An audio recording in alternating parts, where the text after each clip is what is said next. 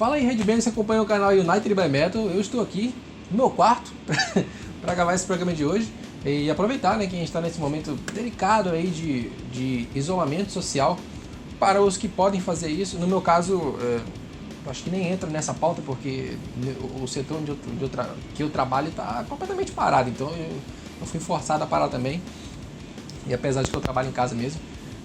Então é o que tem para fazer, e a gente está parado de alguns tempos, e aí vem aquela pressão, né, cara, de ficar em casa ali meio que preso naquela situação, e às vezes falta o que fazer, né? E é claro que eu imagino que vocês aí estão ouvindo muito rock, muito metal, como eu tenho feito também.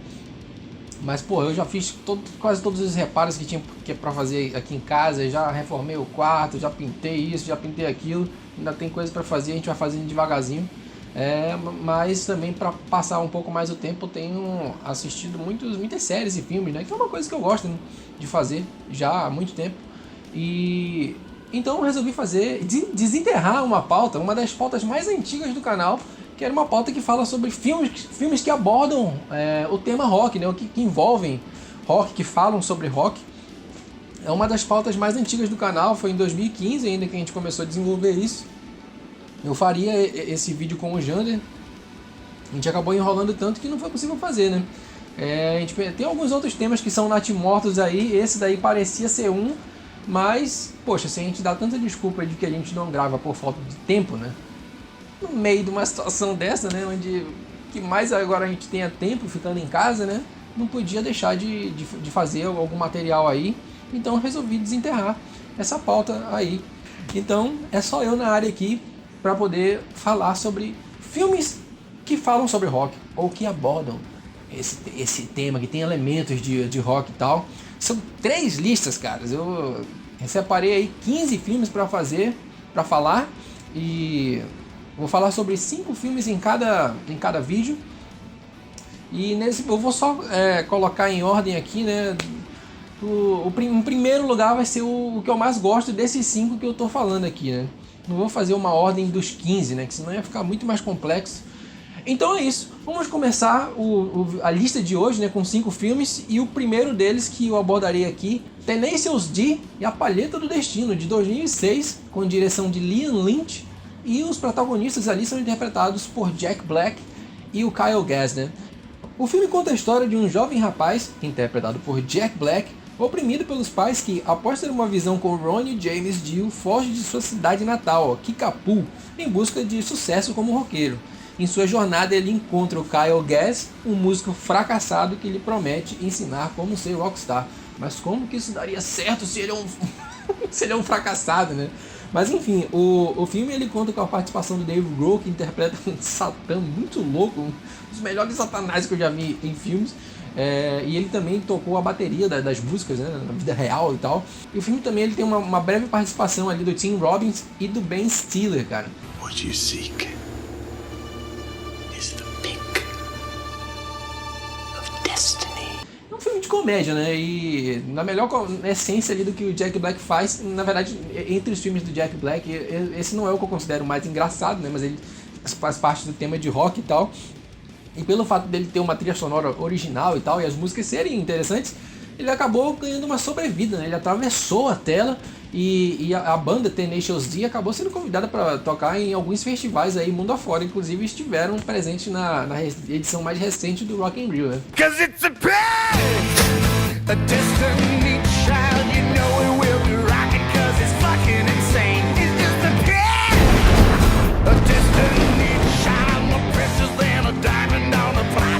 Continuaremos com Jack Black aqui na nossa lista, porque agora a gente vai falar sobre um filme de 2004 chamado Escola de Rock. Eu acho que Escola de Rock é um clássico absoluto, é um filme sensacional. Aí extrapola ser de rock ou não, é um filme de comédia muito bom que envolve rock. Provavelmente você que está assistindo já conhece esse filme, né? Mas ele tinha que ser citado porque ele é realmente muito bom, né? A direção é do Richard Linklater e conta com Jack Black, a Rowan Cusack e o Mike White.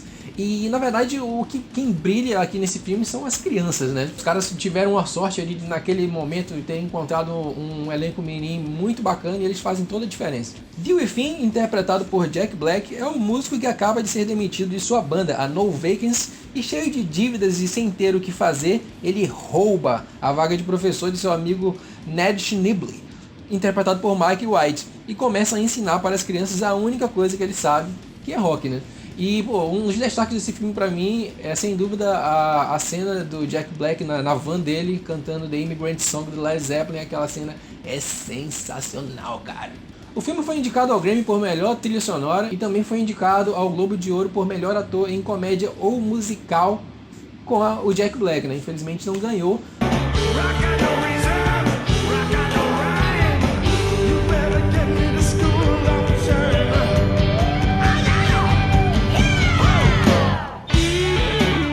O terceiro filme dessa lista é um dos que eu mais assisti, porque realmente eu achei ele muito bacana na época.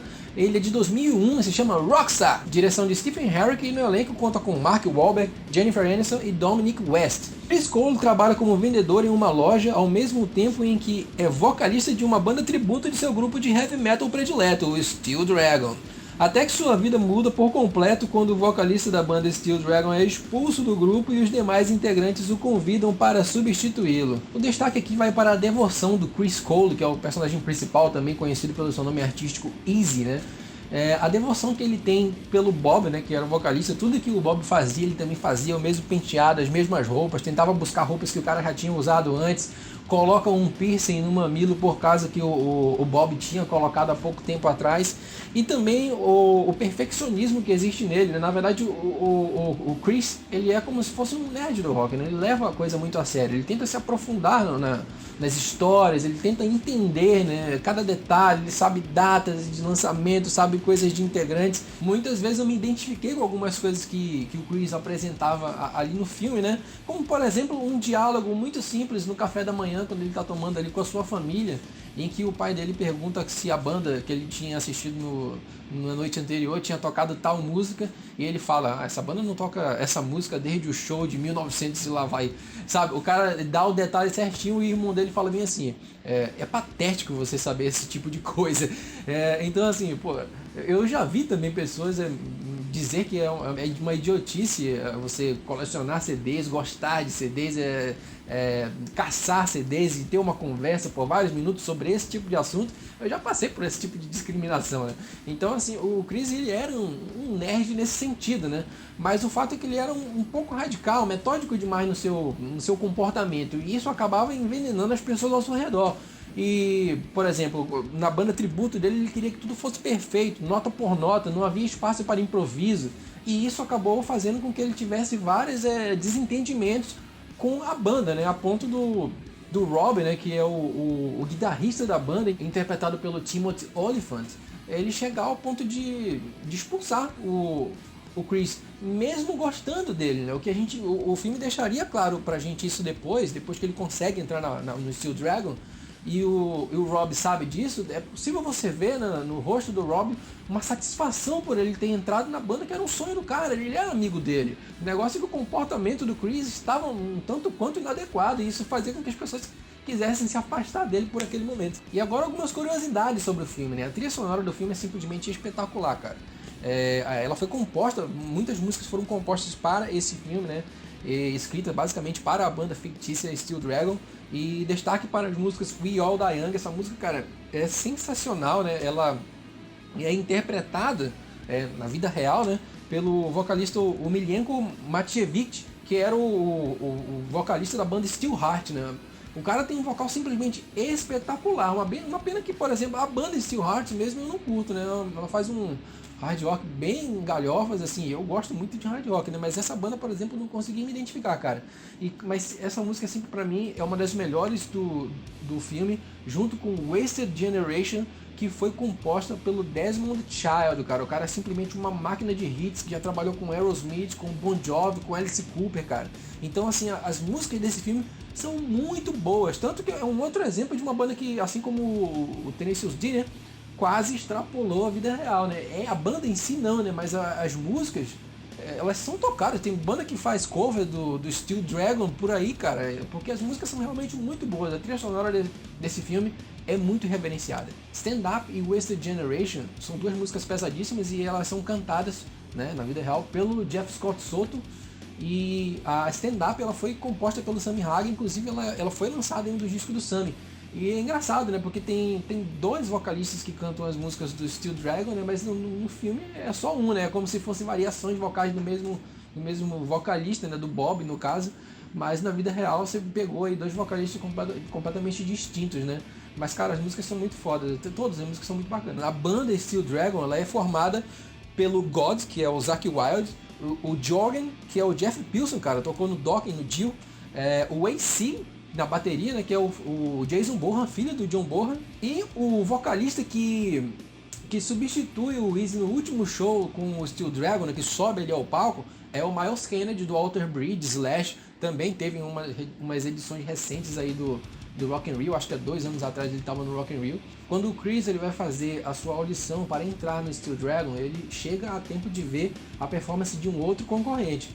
Esse concorrente sai e passa por eles, se trata do Michael Sainz, né? Ou Michael Sarr, que é o vocalista do Steel Panther. O Steel Panther só lançaria o seu primeiro disco em 2003, né? Então é um filme recheado de pessoas ali do rock, né, que são conhecidas e que estão ali presentes. O diretor Stephen Herrick pensou em fazer uma autobiografia do Judas Priest, mas ele entrou em contato com a banda e a banda se recusou, então eles tiveram que mudar os nomes de alguns personagens. E aí eu vou abrir um parêntese gigantesco, porque assim, eu acho que o fato da banda ter se recusado, né, fez com que o diretor tivesse que fazer uma mudança brusca no que ele planejava para o filme, porque eu não vejo isso como simplesmente uma mudança de nomes. Eu acho que, ao meu ver, né, um headbanger que assiste esse filme, ele não vai pensar bem assim, caramba, mano, estão falando do Judas Priest. Em nenhum momento, cara. Em nenhum momento eu acho que uma pessoa pense nisso. Porque são muitas coisas que diferem ali, sabe? Como, por exemplo, o Tim Ripple Owens entrou no Judas Priest em 1996. E já o Easy, né, o Chris, quando ele vai fazer a sua primeira turnê com o Steel Dragon, eles estão ali em 1985, né, quando o Judas Priest estava lançando o Turbo, né, quase 11 anos antes do Tim de fato entrar pra banda. Fora que também, depois que o Chris sai do Steel Dragon, ele monta uma banda meio que de rock alternativo, coisa que o Tim não fez. Ele entrou pro Acid Earth, depois fez o Beyond the Fear, que pra mim é até uma falha ele não ter continuado com esse projeto. Enfim, o Tim não fez um rock mais leve depois que saiu do Judas Priest. E fora que o Bob, né, que teoricamente seria ali o Rob Halford, ele é praticamente ridicularizado nesse filme, enquanto que o Rob Halford sempre foi a porra do Metal God, né, cara? Então, o que há de fato de coincidências entre o filme e a vida real? Bom, o Steel Dragon e o Judas Priest são bandas inglesas. Bob e Rob são homossexuais. E sim, o Tim ele possuía um comprometimento muito grande com as músicas do Judas Priest para poder ele compor sua performance. Elas eram realmente impressionantes. As pessoas ao seu redor entendiam esse comprometimento dele, mas era totalmente distante desse comportamento meio tóxico do Chris, que era radical e levava a sério demais. O Tim não era dessa forma, né? E sim, o Tim ele tinha uma banda tributo chamada British Steel. De fato, foi essa banda que o fez parar no Judas Priest, mas quando ele foi contatado pela banda, né, ele estava em uma banda que fazia cover de grunge na época, né, o British Steel já não estava na ativa, né. De fato, foram duas garotas que filmaram o show do British Steel e levaram para o Judas Priest, né. Tanto no filme acontece isso, você vê essas garotas que depois elas estão também lá na audição no dia que o Chris vai fazer lá a participação dele no Steel Dragon. E na vida real também foram duas garotas que levaram essa filmagem. Na verdade, uma delas conhecia pessoalmente o Scott Travis e assim se fez o contato. Então existe essa semelhança. Sim, de fato, quando o KK Downing ligou para o Tim Ripple Owens, ele não acreditou que era o KK Downing, né? Então existem semelhanças nessa parte do filme também. Então isso significa que o personagem do Dominic West, que é o cara que liga para o Chris no filme, é baseado no KK Downing. Então o personagem do Zakk Wylde seria teoricamente inspirado no Glenn Tipton. E para além do bem e do mal das pessoas que não vão gostar do que eu falarei agora, eu falarei assim mesmo. O Zakk Wylde não tem envergadura moral para interpretar alguém baseado no Glenn Tipton. Valeu, falou. E sim, o Tim também morava com os pais na época, assim como o Chris morava com os pais no filme. E foram os pais do Tim que foram levar ele no aeroporto quando ele foi se encontrar com o Judas Priest a primeira vez. E, né, nesse trajeto ele assinou em um papel como se fosse um autógrafo para a mãe dele e escreveu: sonhos se tornam realidade. Essa frase ela está contida no filme. Quando o Chris ele vai fazer um breve discurso ali na sua primeira apresentação com o Steel Dragon. A mãe do Tim também acompanhava os shows do Judas Priest para ver o filho, assim como os pais do Chris acompanhavam os shows do Steel Dragon. E uma outra coisa que conecta realmente o filme à vida real é que quando o Chris deixa a banda, né, aparece uma reportagem onde uma jornalista fala que isso seria um grande problema para a banda, que tentava se manter como a maior banda de metal do mundo. Assim como o Judas Priest foi, é e sempre será a maior banda de todos os tempos, jovens. É isso aí, então Rockstar, terceira posição aqui dessa lista. O filme é muito bom, tem alguns clichês, mas é um filme bem divertido e eu vejo essas diferenças assim, eu não consigo ver como um filme definitivo assim, mesmo que fictício, sobre o Judas Priest, não. It makes my stomach turn. It tears my flesh from bone.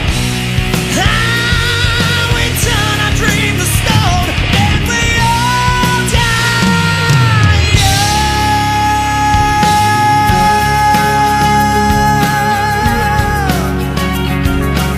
Agora nós vamos voltar um pouco mais no tempo para 1999 e falar sobre Detroit Rock City, cara. Aqui é diversão certa, esse filme é muito bacana porque ele é no final dos anos 90 ali, mas ele se passa nos anos 80, é como se você estivesse vendo realmente um filme muito antigo, um filme dos anos 80, isso daí é muito bacana, né? A direção é do Adam Rifkin, no elenco você tem ali o Edward Furlong, Exterminador do Futuro 2, Sam Huntington e o James DeBello, né? Além da banda Kiss, né? Que é digamos que o principal do filme, assim, é a banda que ambienta toda a história, né? Porque se trata desses jovens que tem uma banda cover do Kiss e os caras são simplesmente fascinados pela banda. E a banda ela vai tocar ali em Detroit, os caras são de uma cidade próxima e eles têm que conviver ali com uma mãe que é super conservadora e que odeia a banda, odeia a influência que a banda causa nas crianças. Os caras têm que lidar com os conflitos do colégio e a gente acompanha as aventuras desses caras até chegar no show do Kiss, e eles passam por todo tipo de confusão, cara, é muito bacana, a trilha sonora é simplesmente espetacular, tem Ramones, tem muito Kiss, cara, tem Van Halen, um destaque pra mim é uma das cenas totalmente impagáveis, uma tirada muito bacana que o Kiss teve essa espiritualidade de fazer com eles mesmos que é numa cena onde o filme, na verdade, ele se passa em 1978, né, no grande boom da disco ali. E tinha uma menina que tava com os caras no carro, né? E eles estavam nessa divergência de músicas e tal. E ela fala bem assim: você quer saber de uma coisa? A disco vai ser tão grande que até esse tal do Kiss vai querer entrar nessa. E aí o Lex, né, que é o personagem interpretado pelo Giuseppe, ele fala: ó, se tem uma coisa que o Kiss nunca vai fazer na vida, é isso. Pô, a gente sabe que as coisas não foram bem assim, né? Afinal, I was made for loving you, baby. You was made for loving me. Mercenários do caralho. Tonight, I wanna give it all to you. In the dark. Ron Jeremy, um ator pornô, é o apresentador da boate, onde o personagem do Edward Furlong vai lá se apresentar também para tentar conseguir uma grana e comprar o ingresso dele. O Lex tem uma parte do filme que ele tá correndo de uns cachorros e tal, correndo de um pessoal que tá atrás dele para tirar ele de dentro de onde aconteceria o show. Ele já tinha conseguido entrar lá, mas ele acabou tendo que sair. A perseguição a ele é ao som de Ramones, e o personagem dele, fisicamente, lembra um pouco o Didi Ramone. Enfim, em segundo lugar, Detroit Rock City, cara, esse filme é imperdível, muito bom. Ele está disponível na Netflix agora, hein? Lembrando que os filmes não ficam ali para sempre. Inclusive tem um filme que eu não colocaria aqui como destaque, né? No máximo como menção, que é Deathgasm, que é um filme sobre rock também, só que comédia terror e tal. Tava lá disponível na Netflix e de uma hora para outra sumiu. Então os filmes não ficam lá por muito tempo. Então assista, porque ele está lá nesse momento. Detroit Rock City é muito bom. E em primeiro lugar aqui nessa primeira lista de 5 filmes, cara, É um filme de 1984, This is the Spinal Tap, cara. Esse filme eu acho ele demais, eu acho ele muito bom mesmo. Tive que baixar ele, né, pra assistir já há muito tempo, e eu guardei ele no meu HD por muito tempo, já faz muito tempo que eu tenho esse filme guardado, porque, né, de tanto ouvir sobre as referências e tal, do filme, da importância dele, me deu curiosidade pra ir atrás, e quando eu assisti assim, a fama o precedeu, que eu achei o filme realmente muito legal. Direção de Robbie Rayner, e no elenco tem Michael McKean, excelente ator, cara, ele mais recentemente brilhou também na segunda temporada de Better Call Saul, o cara é muito bom. Aí você tem Christopher Guest e tem o Harry Shearer, que ele dubla vários personagens ali de Simpsons, cara. E todos esses foram responsáveis tanto pelo roteiro quanto pelas músicas, assim, então é muito bacana, cara. O filme, ele é como se ele é um dos primeiros filmes, assim, mockumentary, saca? Que seria, assim, é um filme que ele é feito como se fosse um documentário, mas não é, né? Um documentário falso, porque na verdade é só um filme de ficcional, só que ele é feito em estilo documentário. Então você acompanha aí o personagem do Robbie Rayner, né, que é o diretor e ator também, onde ele está acompanhando, entrevistando e acompanhando o cotidiano dessa banda, Spinal Tap, que seria como se fosse um dos grandes expoentes do heavy metal de sua época, cara. E pô, o filme ele é impagável, ele é muito bacana, porque ele tem um humor um tanto quanto inteligente, né? Nas próximas listas tem alguns filmes que eu vou citar que tem um humor que trata o roqueiro de uma maneira meio retardada, né? E esse filme eu já não vejo ele assim. Ele tem críticas ao rock, ao heavy metal, mas são críticas pontuais que tratam um pouco mais do excesso dessa vida, né? Do que de uma forma de tentar ridicularizar o roqueiro. Até porque esses caras curtem rock, né? Os atores envolvidos, né? Então as críticas são muito mais inteligentes, muito mais leves, mais sagazes, né? Como por exemplo, quando o diretor do filme, né, o Robbie Rayner, em ação, né, conversando com o Nigel Tuff, olha o nome do cara, que é o guitarrista da banda, interpretado pelo Christopher Guest. Ele está mostrando os amplificadores dele, né? Essa cena é clássica e conhecida. E ele mostra que o amplificador dele vai até o volume 11, né? Então, assim, tirando uma onda com esses excessos que a gente... Essa cena já foi até satirizada pelo próprio Rob Halford. Então, o filme ele é mais nessa pegada, né?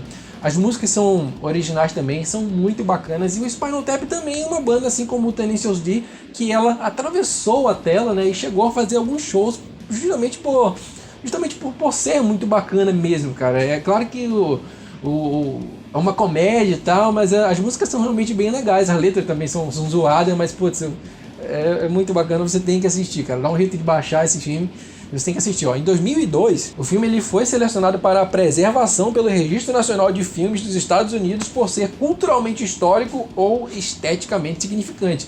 Então o filme ele é muito importante e ainda bem que ele é relacionado a rock, né, cara? Então é isso, para esse vídeo aqui, Spinal Tap em primeiro lugar, porque eu curto muito esse filme e é isso, assistam aos outros filmes aí, assistam aí, cara, esses 5 filmes enquanto vocês podem ir para passar o tempo um pouco, aliviar esse enclausuramento que a gente está vivendo, e a gente volta aí assim que possível com outras listas. Valeu!